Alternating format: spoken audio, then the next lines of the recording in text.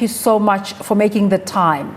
When you hear President Cyril Ramaphosa in his Youth Day message challenging the youth to take charge of the process of reviving the economy post-COVID-19, and on the other hand, your report says we're not asking the right questions, how do you interact with that challenge?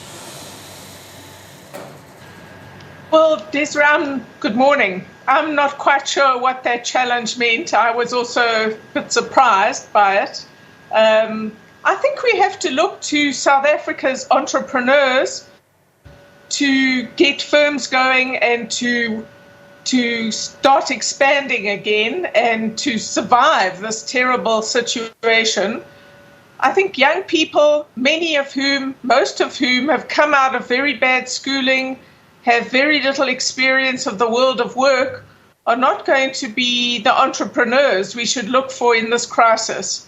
I think that we have to change the environment in which our companies are operating, make it more easier to hire young people, and also look at our education and skills system, which is really failing young South Africans in very many respects. What are the wrong questions that your study asserts we are asking in relation to job creation?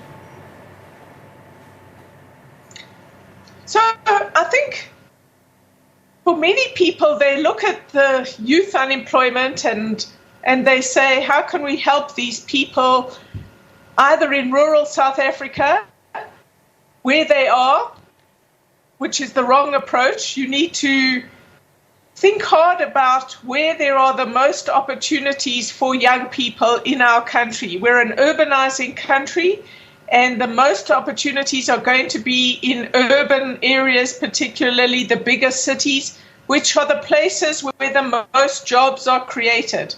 So that's the first thing. The second is people want young unemployed South Africans to be entrepreneurs. This is completely unrealistic. These are young people who've come out who know very little about the world of work. You and I know how much we learn on the job when we work in an organization, and that's the international experience, that you go and work somewhere, you learn that organization, that sector of the economy, and then maybe you hate your boss and you think you can do something more cheaply, more efficiently on your own, and then you go and start a small business and hopefully it will grow. But to think that people who have no experience of work can become successful entrepreneurs seems to us to be a strategy with very little return. South Africans also put a lot of effort into helping young people understand where jobs are, how to apply for a job, and this is good. And you can move young people to the front of the queue for jobs, you can move them into the queue for jobs, but unless we are creating additional jobs, the length of that queue will not decline. So you've got to be very realistic about the scale of the challenge South Africa faces, and that relates to how we are going to get much faster growth in this economy. That will require a number of bold reforms by the government, and also how we become a much more labor-intensive economy. We have to make it more attractive for employers to hire young people, and that requires other reforms to our labor market, to the collective bargaining system, which allows small firms particularly to hire young people, to get rid of them if they don't suit the company's environment well or they don't perform well, to get rid of them easily so that you'll take the risk on a young person because you know if it doesn't work, you can try somebody else. And that's not how our system operates at the moment.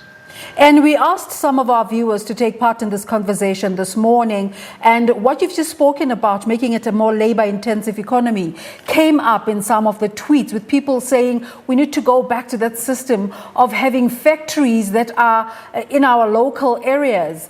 How do we encourage, or how do you impress upon government to be more bold about this and take steps that will yield results? A very good question. I think many people think that if you don't have high paying, let me put it this way. Many people think that we want really decent and high-paying jobs for young people who have their first experience of work. And that is a mistake for many people with very few skills. The truth is that the alternative to high-paying jobs, to low-paying jobs, is not high-paying jobs, but no jobs at all.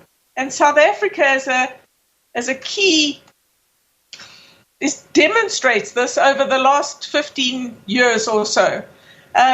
So we're advocating that South Africa, like almost every other developing country, encourages factories to set up that use first-time workers. So these will be low-skilled jobs and necessarily with low pay. But this is better than no pay at all.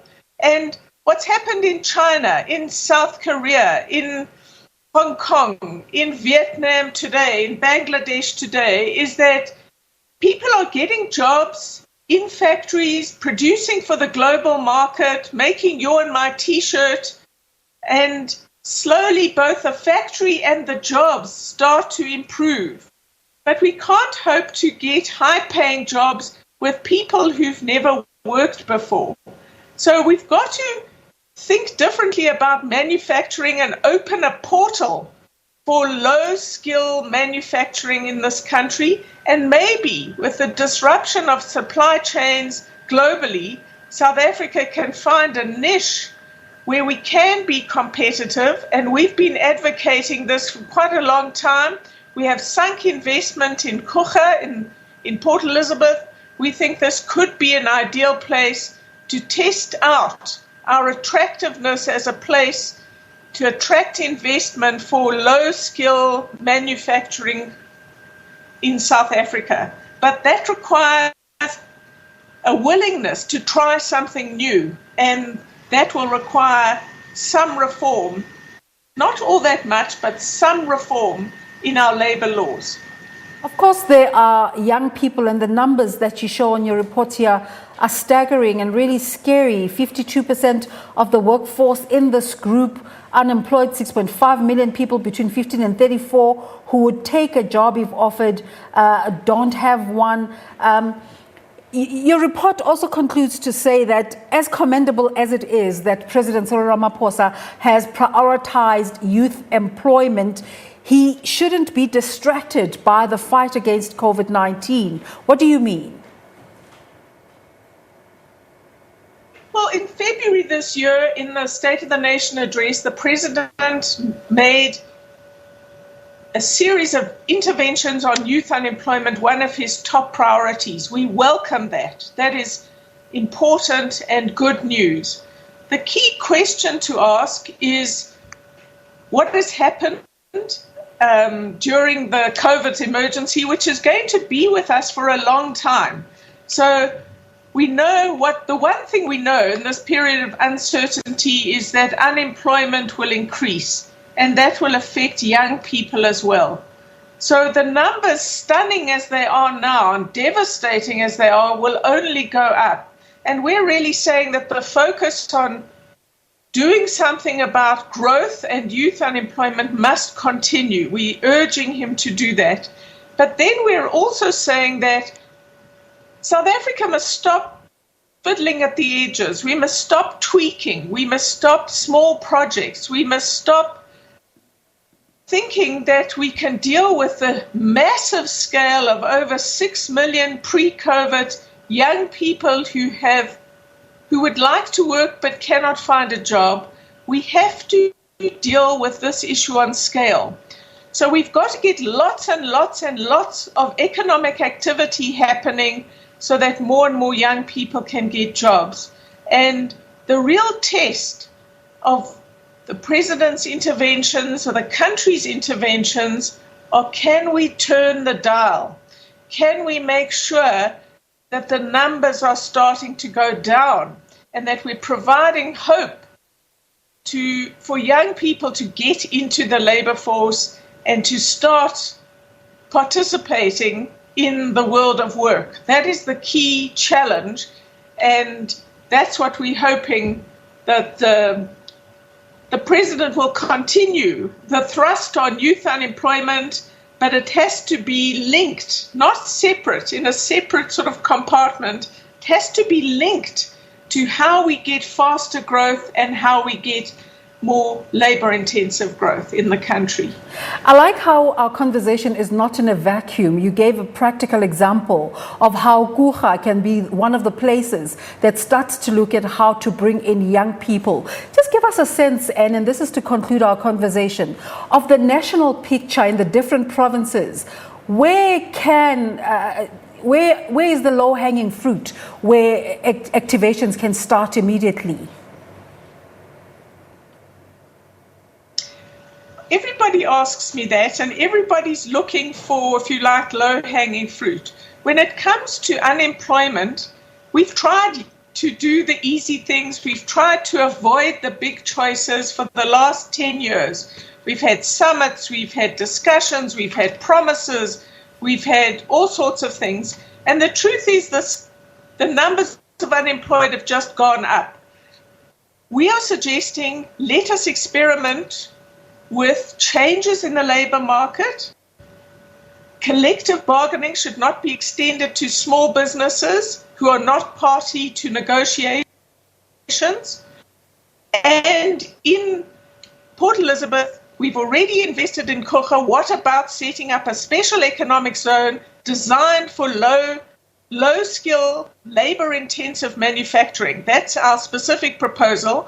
And there are a number of reasons why PE is a good place. But we shouldn't do that all over the country yet. You should change the laws and the regulations, but there aren't simple, quick projects. And it's really important. We keep diverting our attention in this country from the hard policy choices that we have to make if we are going to get any progress. And we won't get progress if we avoid those. So the real priorities for the country are to take the tough decisions to get this country attractive for investors again. And we keep going over what those are. To also take the decisions to open up our labor market so that it is encouraging to employers to employ inexperienced new workers, mainly young people. And then in addition, we're saying let's experiment as quickly as possible with a special economic zone in the Eastern Cape designed to attract investors in low-skill, labor-intensive factories for export. Thank you very much for talking to us this morning. Anne Bernstein is the Executive Director for the Center for Development and Enterprise, talking to us about a survey on youth unemployment that they've just released, which asserts that government is not asking, or industry is not asking the right questions.